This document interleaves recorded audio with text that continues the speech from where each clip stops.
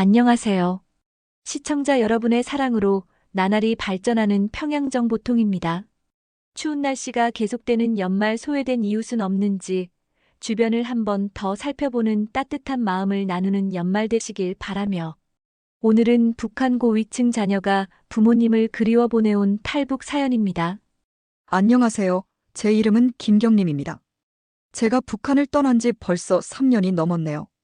아직도 이곳 대한민국의 모든 것이 신기하고 놀랍습니다. 사실 제가 탈북할 거라고는 꿈에도 생각 못했어요. 저는 북한에서 꽤 잘 살았거든요. 우리 집안은 대대로 조선인민군의 간부를 맡아왔고 아버지도 높은 지위에 계셨어요. 그래서 저는 어릴 때부터 특별한 대우를 받으며 자랐어요. 매일 아침 깨어나면 김일성 주석과 김정일 위원장의 초상화에 인사를 드리는 것으로 하루를 시작했죠.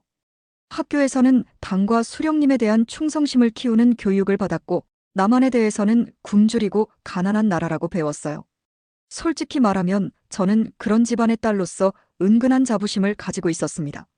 당과 수령님을 모시는 일이 저의 큰 사랑이었죠. 남한에 대해서는 거의 관심도 없었고 오히려 동정심만 들었으니까요. 저런 불쌍한 나라에 태어나지 않은 게 다행이다라고 생각했었습니다. 그런데 제 인생을 완전히 뒤바꿔 놓은 사건이 일어났어요. 지금 제가 대한민국에 있게 된 이유이기도 하죠. 그 일이 있기 전까지 저는 정말 북한 체제에 대해 일편단심이었습니다. 당과 수령님을 위해 제 청춘을 바치겠다고 다짐했었죠. 어떤 분들은 제가 탈북한 걸 듣고 북한에서 고생 많이 하셨겠어요라고 하시는데 북한에서 살 때는 다들 그렇게 살고 있고 그중에 우리 집은 잘 살고 있으니까 부족함이 없다고 생각했어요. 지금 생각해보면 한국 생활을 경험해보니 북에서의 부족함 없이 살았다는 게 얼마나 웃기는 얘기인지 이제는 알아요. 어릴 적 가끔 외국 영화나 드라마를 몰래 보면서 저게 정말일까? 하는 의문이 들었거든요. 하지만 그때마다 저는 그런 생각을 머릿속에서 지워버리려고 노력했어요. 당에 대한 배신이라고 생각했으니까요. 그래도 제 주변 사람들, 특히 젊은 친구들 사이에서는 점점 외부 세계에 대한 관심이 커지고 있었어요. 몰래 한국 드라마를 보는 친구들도 있었고 중국에서 들어온 물건들을 은밀히 거래하는 일도 많아졌죠. 저는 그런 친구들을 볼 때마다 사상이 흔들리고 있구나라고 생각하면서도 한편으로는 그들이 부러웠어요. 그러다가 제 인생을 바꾼 그 사건이 일어났습니다. 그 일이 있고 나서 저는 제가 알고 있던 모든 것에 의문을 품기 시작했어요. 이 이야기를 계속하기 전에 제 가장 소중한 친구 박경아에 대해 말씀드려야 할 것 같아요. 박경아는 제 인생에서 정말 특별한 존재예요. 우리는 어릴 때부터 함께 자랐어요. 북한에서는 송아지 친구라고 하는데 한국으로 치면 소꿉친구 정도 되겠네요. 박경아의 아버지도 저희 아버지처럼 군 간부셨어요. 그래서 우리 아버지들이 자주 만나시면서 자연스럽게 저와 박경아도 가까워졌죠. 우리는 정말 많이 닮았어요. 외모도 비슷해서 사람들이 우리를 보고 쌍둥이 아니냐고 물을 정도였어요. 우리는 정말 즐거운 시간을 보냈죠. 가장 즐거웠던 건 함께 춤추고 노래하는 거였어요. 북한에서도 청소년들은 노래와 춤을 좋아하거든요. 물론 당과 수령님을 찬양하는 노래가 대부분이었지만 그래도 우리에겐 즐거운 시간이었어요. 박경아는 정말 재능이 뛰어났어요. 특히 춤과 노래를 잘했죠. 저는 그저 좋아하기만 했지만 경아는 진짜 소질이 있었거든요. 우리가 함께 춤을 추면 경아의 동작은 항상 우아하고 아름다웠어요. 노래도 정말 잘 불렀죠. 그래서 저는 경아와 함께 예술대학에 가고 싶었어요. 북한에서 예술대학은 정말 들어가기 어려운 곳이에요. 재능도 있어야 하지만 집안 배경도 중요하거든요. 우리는 둘 다 좋은 집안 출신이었기 때문에 가능성이 있다고 생각했죠. 하지만 결과는 달랐어요. 경아는 예술대학에 합격했지만 저는 떨어졌어요. 처음에는 정말 슬펐어요. 경아와 헤어지게 될까봐 두렵기도 했고요. 하지만 경아는 저에게 경림이야. 우리는 영원한 친구야. 대학이 달라도 우리 우정은 변하지 않을 거야. 라고 말해줬어요. 그 말에 정말 위로가 됐죠. 저는 결국 평범한 대학에 가서 인문학을 공부했어요. 경아는 예술대학에서 무용을 전공했고요. 대학에 들어가고 나서도 우리는 자주 만났어요. 시간이 날 때마다 만나서 서로의 근황을 나누고 옛날처럼 춤추고 노래하며 놀았죠. 경아는 예술대학에서 정말 열심히 공부했어요. 가끔 만나면 피곤해 보이기도 했지만 늘 행복해 보였어요. 경림이야, 나중에 내가 유명한 무용수가 되면 너도 꼭 내 공연 보러 와야 해. 저는 그럴 때마다 당연하지. 내가 제일 앞자리에서 응원할게. 라고 대답했어요. 우리의 우정은 정말 깊었어요. 서로의 비밀을 공유하고 꿈과 고민을 나눴죠. 경아는 제가 힘들 때 항상 옆에 있어줬어요. 저도 마찬가지고요. 우리는 서로에게 가장 믿을 수 있는 친구였어요. 어느 날 경아가 갑자기 들뜬 표정으로 제게 말했습니다. 경림아, 평창 올림픽 때문에 남조선에 파견될 응원단을 뽑는다는데 나 거기 지원하려고 해. 그 순간 저는 말문이 막혔습니다. 충격이었어요. 경아는 평소 누구보다도 당에 충성스럽고 체제에 헌신적인 친구였거든요. 그럼 그녀가 남조선에 가겠다고. 제 머릿속은 복잡해졌습니다. 너 정말 그럴 필요가 있어? 우리 배웠잖아. 남조선은 썩어빠진 자본주의 세상이라고. 제 말에 경아는 애써 태연한 척 웃으며 대답했습니다. 그래도 가서 확인해보고 싶어. 우리가 배운 게 진짜인지 궁금하잖아. 게다가 기회가 되면 당과 조국을 위해 무언가를 배워올 수도 있겠지. 겉으론 충성스러운 이유를 내세웠지만 저는 경아가 속으로는 다른 이유를 품고 있다는 걸 어렴풋이 느낄 수 있었습니다. 경아는 평소 몰래 한국 드라마를 봤던 적이 있거든요. 어느 날 밤 저희 집에서 같이 수학 문제를 풀고 있을 때였습니다. 경아는 주머니에서 자그마한 USB를 꺼내더니 제게 슬쩍 보여줬어요. 이거 아는 사람한테서 빌렸어. 남조선 드라마래. 처음에는 제가 그 USB를 보는 것조차 두려웠습니다. 들키기라도 하면 큰일 날 테니까요. 하지만 경아의 간곡한 설득에 못 이겨 저도 살짝 들여다봤습니다. 화면 속에는 우리가 상상도 못할 세상이 펼쳐져 있었습니다. 잘 닦인 도로, 화려한 빌딩, 화사한 옷을 입고 웃는 사람들이 나왔어요. 이거 다 조작된 거야. 남조선은 가난하고 힘든 나라라며. 저는 그때 그렇게 중얼거렸습니다. 하지만 경아는 달랐습니다. 그녀는 화면에 완전히 빠져들었고 그때부터 남조선에 대한 작은 호기심을 키워왔던 겁니다. 경아가 응원단에 지원한다는 말을 듣고 저는 솔직히 걱정이 되면서도 한편으로는 그녀가 왜 그런 결정을 내렸는지 이해할 것 같았습니다. 남조선은 우리에게 너무나 먼 그러나 궁금증을 자아내는 존재였으니까요. 응원단에 뽑히는 일은 쉽지 않았습니다. 엄격한 기준이 있었어요.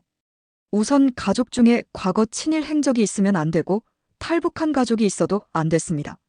외모도 중요한 기준이었는데 키가 160cm 이상이고 미모가 출중해야 했습니다. 게다가 과거의 당 충성심 기록까지 철저히 검토되었습니다. 놀랍게도 경아는 이 모든 조건을 완벽히 충족했고 결국 응원단으로 선발되었습니다. 경아는 선발된 이후 거의 반년 동안 기숙사에서 생활하며 응원가와 노래, 춤 연습에 매진했습니다. 제가 가끔 만나러 가면 그녀는 피곤해 보이면서도 이상할 정도로 설레는 표정을 지었습니다. 경림아, 내가 남조선에 가면 보고 느낀 것들을 꼭 너에게 알려줄게. 그 말을 듣는 순간 저는 불안감에 휩싸였습니다. 마음 한구석에서는 경아가 남조선에 가서 우리가 배운 대로 실망하고 돌아오길 바랐습니다.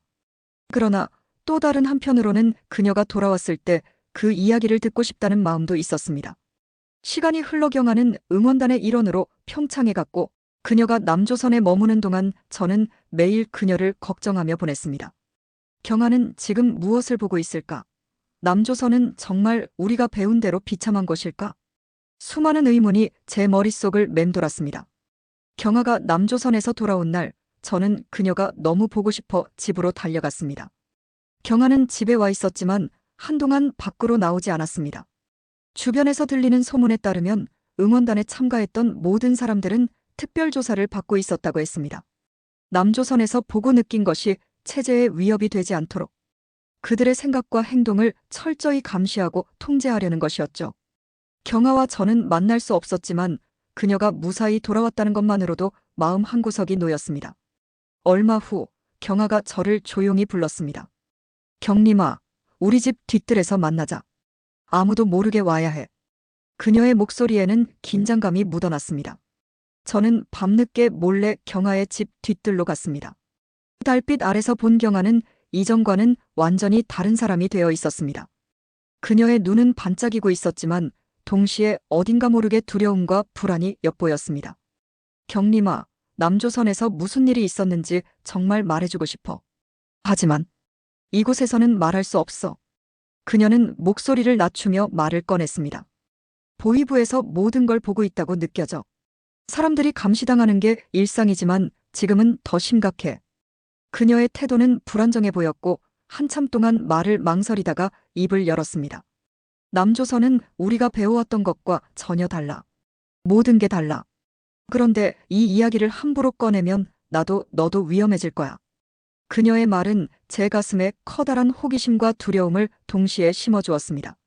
경아는 저와 대화를 오래 나누지는 못했습니다. 몇 마디를 남기고는 서둘러 자리를 떴습니다. 조금만 기다려줘. 나중에 다시 만나서 내가 전부 말해줄게. 저는 그녀를 붙잡고 더 물어보고 싶었지만 그녀의 표정은 절박해 보였고 저는 그저 고개를 끄덕일 수밖에 없었습니다. 며칠 뒤 경아가 저를 다시 불렀습니다. 이번에는 마치 더 이상 기다릴 수 없다는 듯한 표정이었습니다. 그녀는 주머니에서 작은 종이 쪽지를 꺼내더니 저에게 건넸습니다. 이걸 읽으면 내가 이해할 거야. 하지만 절대 다른 사람에게 보여서는 안 돼. 경아가 남긴 쪽지의 내용. 그날 밤 저는 방에 들어와 문을 잠그고 경아가 준 쪽지를 조심스럽게 펼쳤습니다. 쪽지의 내용은 너무나 상세하고 충격적이었습니다. 그녀가 본 남조선은 우리가 배워온 것과는 전혀 다른 세상이었습니다. 쪽지의 첫 문장은 이렇게 시작되었습니다. 경림아, 내가 본 남조선은 우리가 배운 그 무엇과도 달라. 여긴 정말 다른 세상이었어. 경아는 남조선의 거리에서 본 풍경들을 생생하게 묘사하고 있었습니다. 남조선의 거리에는 사람들이 자유롭게 다니고 있었어. 그 누구도 감시하지 않았고 서로 웃으며 대화를 나눴어. 차들은 잘 닦인 도로 위를 쉼없이 달리고 있었고 길거리는 환한 불빛으로 가득했어. 우리 평양에서는 저녁이면 불빛이 거의 꺼지고 거리가 조용해지잖아. 하지만 거기는 밤에도 거리마다 활기가 넘쳤어. 그녀는 특히 휴게소라는 장소를 묘사하며 감탄을 쏟아냈습니다. 우리가 버스를 타고 이동할 때 중간에 휴게소라는 곳에서 멈췄어. 경림아, 너도 그곳을 보면 깜짝 놀랄 거야. 그곳엔 사람들이 음식을 먹고 쉬는 장소가 있었어. 음식이 얼마나 다양한지 몰라. 김밥, 떡볶이, 빵, 커피. 정말 온갖 음식이 다 있었어. 냄새도 너무 좋았어. 게다가 그곳의 화장실이 정말 충격적이었어. 양변기가 있더라. 우리 북한에서는 고위 간부 집에서나 볼 수 있는 양변기가 그곳엔 그냥 공공 화장실에 있었어. 심지어 휴지도 두루마리로 준비돼 있었어. 우리는 휴지조차 구하기 어려운데 거기선 모든 사람이 당연하게 사용하고 있었어. 경아는 이어서 사람들의 모습에 대해 적어 놓았습니다. 남조선 사람들은 정말 달라. 그들은 밝고 활기차. 무엇보다도 그들은 서로에게 친절했어. 우리가 항상 배운 대로 남조선 사람들은 각자 자기만 챙기고 돈만 아는 사람들이라고 했잖아. 하지만 내가 본 그들은 그렇지 않았어. 길거리에서 모르는 사람끼리 도와주고 웃으며 인사하더라. 그게 너무 낯설고 신기했어. 그리고 가장 큰 충격은 바로 자유였습니다. 경림아, 가장 놀라웠던 건 그들의 자유야. 남조선 사람들은 자기 생각을 말할 수 있었고 원하는 일을 선택할 수 있었어. 그들은 자신이 하고 싶은 대로 여행을 다니고 직업을 선택하고 심지어 정부에 대해 불만을 말하기도 하더라. 아무도 그들을 붙잡거나 신문하지 않았어. 그들은 정말로 자유롭게 살고 있었어. 우리가 배운 자유는 수령님 품 안에서의 행복이었잖아. 하지만 진짜 자유는 그런 게 아니었어. 내가 남조선에서 본 그 자유가 진짜 자유였어. 쪽지의 마지막 부분에서 경아는 이렇게 적고 있었습니다. 경림아, 나는 지금 너무 혼란스러워. 우리가 배운 모든 것이 거짓이었을지도 모른다는 생각이 들어. 하지만 이 이야기를 누구에게도 말할 수 없어. 남조선에서 본 것들이 너무 진실 같아서 부정할 수가 없어. 우리가 왜 이런 것들을 숨기고 살아야 하는 걸까? 경림아, 내가 이 진실을 알고 어떻게 느낄지 모르겠지만 너만은 진실을 알아줬으면 해. 우리가 사는 세상이 전부가 아니라는 걸 말이야. 쪽지를 읽는 내내 제 손은 떨리고 있었습니다. 머릿속은 복잡하고 어지러웠습니다. 이게 정말 사실일까? 우리가 배운 건 전부 거짓이었을까? 경아가 남긴 이야기들은 제게 새로운 세상의 문을 열어주는 것 같았지만 동시에 그 문 너머를 들여다보는 게 두려웠습니다. 그날 밤 저는 잠을 이루지 못했습니다. 경아가 남조선에서 본 것들이 계속 머릿속에서 맴돌았습니다. 화려한 거리, 자유로운 사람들, 그리고 우리가 누리던 특권을 평범한 사람들이 당연히 누리고 있다는 사실. 그동안 저는 우리 체제가 세상에서 가장 위대하고 행복한 체제라고 믿어왔습니다. 그런데 경아의 이야기를 듣고 나니 그 믿음이 조금씩 흔들리기 시작했습니다. 하지만 그와 동시에 커다란 두려움도 생겼습니다. 이 진실을 알아버린 내가 앞으로 어떻게 살아가야 할까? 이걸 알고 있다는 사실이 들키면 어떻게 될까? 나와 우리 가족에게 무슨 일이 생길까? 이런 두려움이 저를 짓눌렀습니다. 경아의 쪽지는 제 삶을 완전히 뒤흔들어 놓았습니다. 그것은 단순한 한 친구의 고백이 아니었습니다.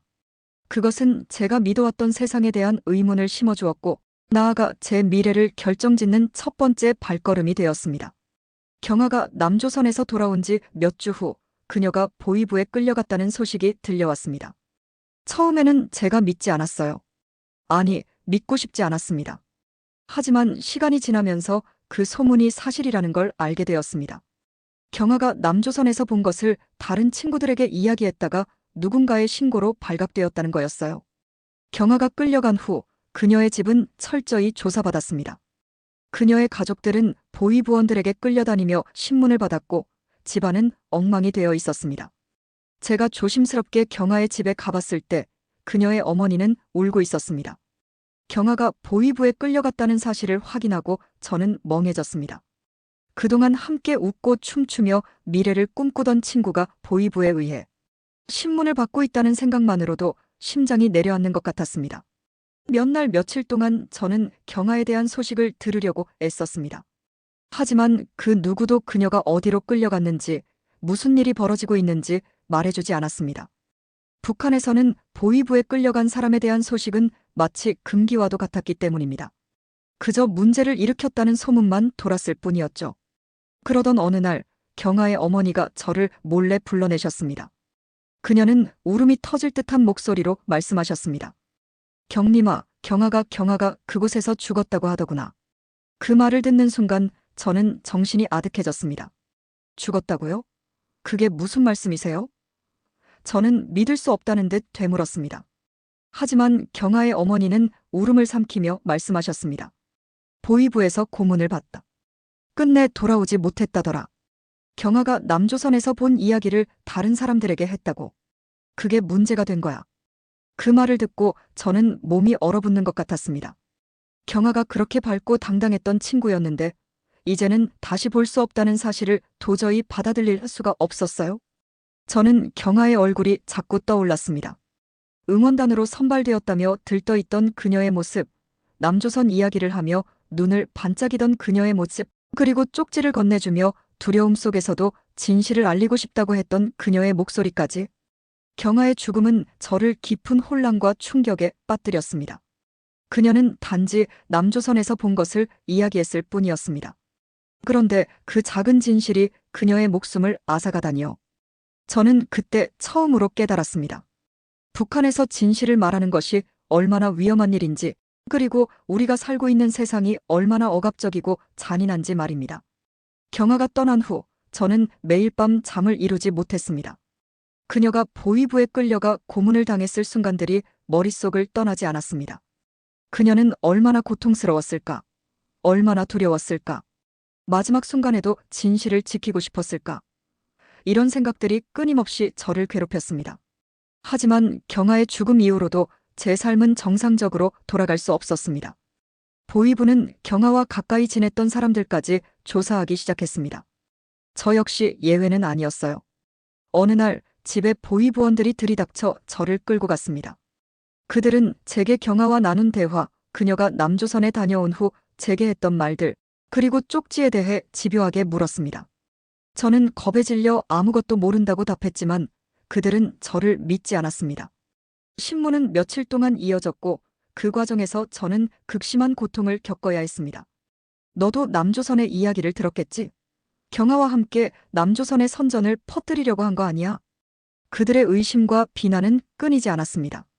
저는 부인하며 필사적으로 경아가 준 쪽지에 대해 말하지 않았습니다. 만약 제가 그것을 들켰다면 저 역시 경아와 같은 운명을 맞이했을 겁니다. 다행히 아버지가 거액의 뇌물을 바친 덕분에 저는 겨우 풀려날 수 있었습니다. 하지만 그 대가는 혹독했습니다. 아버지는 지방으로 좌천되었고 우리 가족은 평양에서의 특권을 모두 잃었습니다. 우리는 고위 간부로서 누리던 모든 것을 잃고 다른 사람들처럼 힘겹게 살아가야 했습니다. 경아의 죽음과 제 가족의 몰락은 저를 더 깊은 절망 속으로 몰아넣었습니다.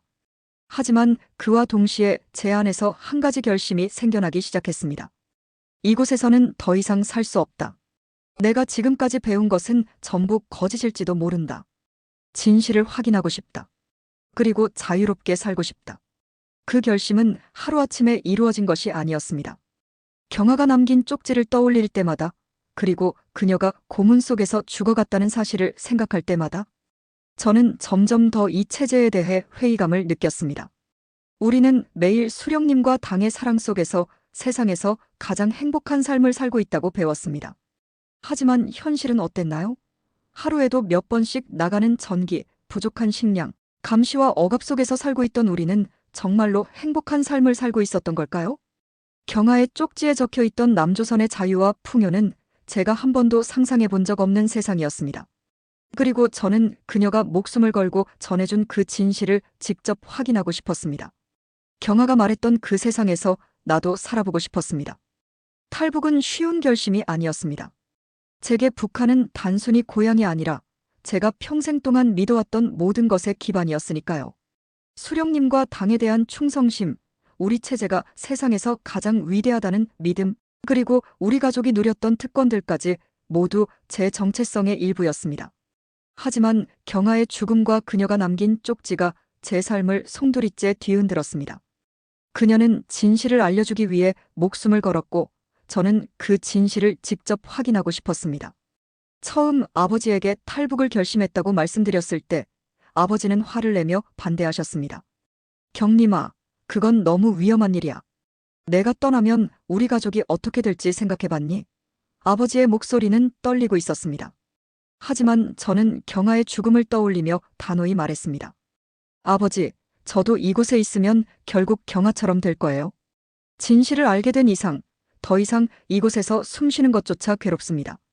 그 말을 들은 아버지는 한동안 아무 말도 하지 않으셨습니다. 그러다 한숨을 깊이 내쉬며 말씀하셨습니다. 알겠다. 하지만 내가 안전하게 떠날 수 있도록 내가 도와주마. 내가 가진 인맥과 돈을 다 써서라도 너를 무사히 보내야겠다. 아버지는 비록 좌천되었지만 여전히 군부 간부로서 알게 된 인맥이 있었습니다. 그는 몰래 국경 지역의 경비대를 관리하는 한 간부와 접촉해 제 탈북을 도와줄 방법을 찾았습니다. 돈이 문제였죠. 저는 아버지가 오랫동안 숨겨왔던 재산을 모조리 털어 경비대 간부와 브로커에게 뇌물로 건넸다는 것을 나중에 알게 되었습니다. 어머니도 저를 붙잡고 울며 말씀하셨습니다. 경림아, 내 아버지가 너를 위해 모든 걸 걸었어. 그러니 꼭 살아남아야 한다. 아버지는 이웃에게 제가 중국에 돈 벌러 나갔다고 알릴 거라고 했습니다. 탈북은 일사천리로 진행된 것이 아니라 오랜 시간의 준비와 위험 속에서 이루어졌습니다. 경비대 간부의 도움을 받아 중국 국경을 넘는 것이 첫 번째 단계였습니다.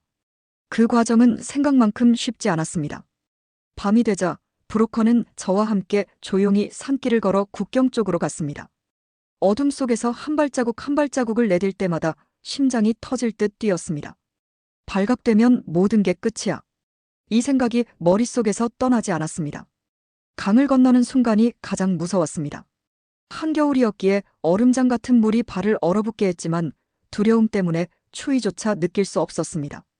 브로커는 조용히 소리내지 말고 따라와. 강 건너편엔 우리가 만날 사람이 기다리고 있다고 말했습니다. 그렇게 몇 시간을 헤맨 끝에 저는 무사히 중국 땅을 밟을 수 있었습니다. 하지만 중국에 도착했다고 해서 안전했던 것은 아니었습니다. 저는 또 다른 위험에 직면했습니다. 중국 정부는 북한 탈북민들을 체포해 북송시키는 정책을 유지하고 있었기 때문에 우리는 매 순간 발각될 위험 속에서 살아야 했습니다. 브로커는 저를 한 조선족 여성이 운영하는 집으로 데려갔습니다. 그곳에는 이미 여러 명의 탈북민들이 숨어 있었습니다. 방 한 칸에 10명 가까운 사람들이 몰려 있었고 우리는 하루 종일 조용히 숨을 죽이고 지내야 했습니다. 어느 날 집 밖에서 들려오는 낯선 소리 때문에 모두가 공포에 떨었던 적이 있었습니다. 누군가가 문을 두드렸을 때 방 안에 있던 모든 사람들이 일제히 얼어붙었습니다. 경찰이야. 우리가 발각된 건 아닐까? 심장이 멎을 듯한 긴장감 속에서 모두 숨을 죽였습니다. 다행히 방문을 두드린 사람은 이웃집 아이였고 그날의 위기는 그렇게 넘길 수 있었습니다. 하지만 그 사건 이후로 저는 중국에서의 생활이 얼마나 불안정하고 위험한지 깨달았습니다. 몇 달간 중국의 은신처를 전전한 끝에 저는 브로커의 도움으로 동남아시아를 경유해 한국으로 가는 루트를 따르게 되었습니다. 그 과정에서도 수많은 고비가 있었습니다. 열악한 환경, 배고픔, 그리고 끊임없는 두려움. 하지만 저는 매 순간 경아를 떠올리며 마음을 다잡았습니다. 경아라면 이 모든 고난을 견뎌내라고 할 거야. 내가 여기서 멈추면 경아의 희생이 헛된 것이 될 거야. 드디어 한국에 도착했을 때 저는 그 순간을 절대 잊을 수 없습니다. 공항에서 첫 발을 디딘 순간 머리 위로 환하게 비치는 불빛과 그곳에서 친절하게 맞아주는 사람들이 믿기지 않을 만큼 낯설고 신기했습니다. 하지만 그와 동시에 벅찬 감동이 밀려왔습니다. 제가 꿈꾸던 그 자유의 땅, 경아가 쪽지에 남겼던 그 풍요롭고 자유로운 세상에 제가 드디어 도착했으니까요. 처음 한국의 생활은 혼란스러움과 감탄의 연속이었습니다. 국정원 조사가 끝나고 하나원에서 적응 교육을 받는 동안 저는 한국 사회의 많은 것들을 배울 수 있었습니다. 처음 스마트폰을 받아들었을 때 저는 그 작은 기계가 얼마나 많은 가능성을 품고 있는지 믿을 수 없었습니다. 이 조그만 기계로 세상의 모든 정보를 찾을 수 있다니. 북한에서는 상상도 할 수 없는 일이었죠. 처음 마트를 갔을 때는 울음을 참을 수 없었습니다. 눈앞에 펼쳐진 수많은 음식과 물건들, 색색의 과일들과 먹음직스러운 고기들. 북한에서 고작 1kg의 쌀을 위해 긴 줄을 서야 했던 기억이 떠올라 가슴이 먹먹했습니다. 저는 그날 과일과 빵을 사서 방으로 돌아오면서 소리 없이 울었습니다. 이런 천국 같은 곳에서 부모님과 함께 살면 얼마나 좋을까? 전 어제쯤 부모님을 모시고 올 수 있을까? 한국 길거리에는 길에 걸어다니는 사람보다 차가 더 많은 광경을 보면 우리 아버지는 얼마나 놀라실까? 열심히 일해서 아버지를 모시고 오는 날.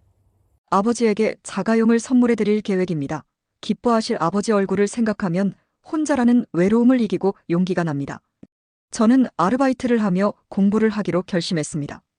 이 자유로운 나라에서 쓸모있는 사람으로 살고 싶었고 부모님을 모시고 오게 되는 날 제가 떳떳하고 바르게 살고 있는 모습을 보여주고 싶었습니다. 대학교에 입학한 뒤 저는 더 많은 것을 배우며 제 삶의 방향을 찾기 시작했습니다. 처음에는 모든 것이 낯설었지만 시간이 지나면서 저는 한국 사회의 많은 것들에 익숙해졌습니다. 깨끗하고 쾌적한 버스가 자주 오는데도 겨울철 버스 정류장 의자가 따뜻하고 추위를 피할 수 있는 장소가 있는 걸 보고도 이제 놀라지 않습니다. 편의점에도 아르바이트를 하며 수많은 식품들의 종류에도 이제 놀라지 않습니다. 카페 알바도 이제 제법 능숙하게 잘하고 있습니다. 학교 친구들은 처음엔 저를 신기하게 바라보았지만 시간이 지나면서 저를 진심으로 응원해 주었습니다. 그리고 저는 종종 북한의 현실과 탈북 과정을 이야기하며 강연을 하기도 합니다. 지금도 저는 경아를 잊지 못합니다. 그녀가 남긴 쪽지는 제 삶의 이정표가 되었고 그녀의 희생은 제가 이곳에서 새 삶을 살게 한 원동력이 되었습니다. 가끔 힘들 때마다 그녀가 제게 말하던 그 목소리가 들리는 것 같습니다. 경림아, 자유로운 세상에 사는 거 어떠니? 행복하게 잘 살아야 해. 언젠가 한반도가 통일되고 북한 사람들도 이곳에서와 같은 삶을 누릴 수 있는 날이 오기를 간절히 바랍니다. 생각하면 눈물이 나는 나의 부모님. 자신이 위험 빠질 수도 있는데도 그런 위험을 무릅쓰고 절 믿고 탈북을 도와주신 우리 아버지. 부모님의 희생 덕분에 제가 자유로운 세상에 살게 되었어요. 이곳은 일을 하면 돈을 주는 곳이에요. 제가 열심히 일하겠습니다. 빠른 시일 꼭 다시 만나서 그동안의 모든 이야기를 나눌 수 있기를 간절히 바랍니다. 아버지, 어머니, 보고 싶습니다.